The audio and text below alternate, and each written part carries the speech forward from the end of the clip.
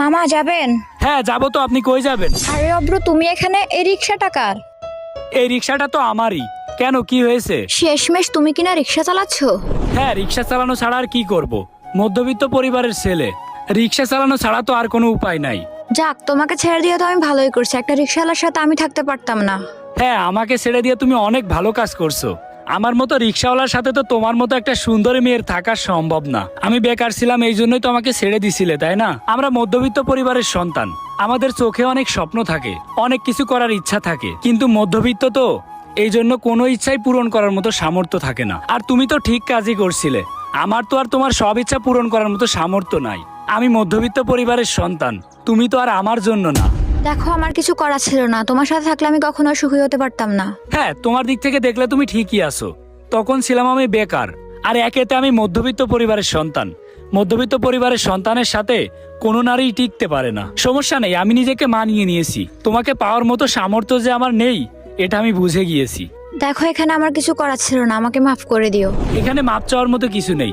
তোমার জায়গা থেকে তুমি ঠিকই আছো, আমার তো আর তোমাকে পাওয়ার মতো যোগ্যতা নেই। আচ্ছা, তারপরেও আমাকে মাফ করে দিও। কি ব্যাপার সন্না, এ পোলা তোমার হাত ধরছে কেন? না কিছু না, তো উনি আমাকে ডিস্টার্ব করছে। এই কে রে তুই? তুই আমার ভাবিরে ডিস্টার্ব করিস? তোর এত বড় সাহস? কি, আমি তোমাকে ডিস্টার্ব করতেছি? এ ওই কি কইবে রে? আমি তো নিজেই দেখলাম তুই আর হাত ধরা ছিলে। আর তোর কত বড় সাহস, তুই আমার গার্লফ্রেন্ডের হাত ধরিস? ভাই, আমি তো আর হাত ধরিলাম না, ও নিজেই তো আমার হাত ধরলো। এই, আমি তো তোকে চিনি না, কেন তোর হাত ধরবো? এইসব কি বলতেছো তুমি? তুমি তো এসে আমার সাথে কথা বলতেছিলে, তাই না?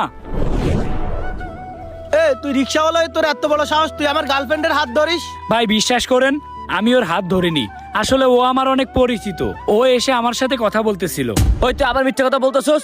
ও তো তোরে বলছেই তোরে চিনে না, তারপরও তুই মিথ্যা কথা বলতেছস? তোর এত বড় সাহস? মেয়েদেরকে ডিস্টার্ব করা, কানের নিচে দুইটা দিলে মেয়েদেরকে ডিস্টার্ব করা বাইরে হয়ে যাবে। আচ্ছা ভাই, আমার ভুল হয়েছে, আমি আপনাদের কাছে মাপ চাচ্ছি। আসলে আমি ওকে চিনি না। ঠিক আছে, নেক্সট টাইম যেন এরকম ভুল না হয়। এ রফিক, ধর তুই এই 20 টাকা নিয়ে গাড়ি ভাড়া দিয়ে চলে যাস, আমি তোর ভাবিকে নিয়ে একটু ঘুরে আসি। আচ্ছা ঠিক আছে। এ উঠো।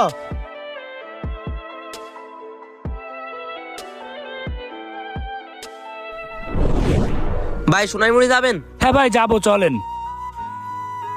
মানুষ বড়ই স্বার্থপর রে, বড়ই স্বার্থপর। কি হয়েছে ভাই, এত কষ্টের গান গাইতেছেন? সেকা টাকা খাইছেন নাকি? না ভাই, মধ্যবিত্তের আবার কিসের ছেকা? আমরা তো কষ্টের সাথেই বসবাস করি। আসলে একটা বেঈমানকে ভালোবাসতাম, টাকার অভাবে তাকে আর আমার করে রাখতে পারিনি। কি আর করবেন ভাই, টাকা ছাড়া দুনিয়াতে ভালোবাসা কল্পনাও করা যায় না। এই দাঁড়াও দাঁড়াও তো একটু। কি হয়েছে, কি সমস্যা তোমার? আসলে আমার ফোনটা খুঁজে পাচ্ছি না। ফোন খুঁজে পাচ্ছ না মানে? ফোন কই রাখছো তুমি? সেইটাই তো বুঝতেছি না কি হলো। ও আচ্ছা, বুঝতে পারছি। তুমি গাড়িতে উঠো, আমি দেখতেছি। কি হয়েছে ভাই, আপনারা আবার আসলেন কেন? কি হয়েছে মানে? তুই আর মোবাইল চুরি করলি কেন? কি বলেন ভাই, আমি মোবাইল চুরি করবো কোত্থেকে? এই তুই চুরি না করলে আমার মোবাইল গেল কই? সেটা তো আর আমি জানি না।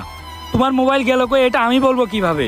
তোমার মোবাইলকে এখানে রেখে গেছিলে নাকি? এ ও মোবাইল রেখে যাবে কেন? ওর মোবাইল তো চুরি করছিস তুই। তাড়াতাড়ি মোবাইল বের কর, তা না হলে এখনই কিন্তু পুলিশে কল দেবো। কি হয়েছে ভাই আপনাদের?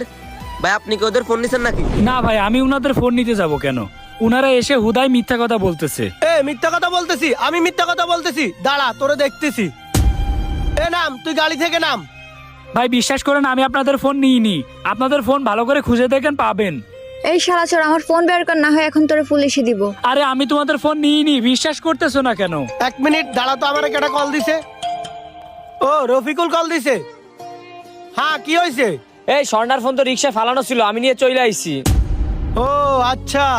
এ সন্না, তোমার ফোন তো ফালাই রাখছিল, ওটা তো রফিকুল নিয়ে গেছে। ও আচ্ছা, তাহলে এই ব্যাপার। ভাই সরি, আসলে আমরা একটু ভুল বুঝছি তো, আপনি কিছু মনে করেন না।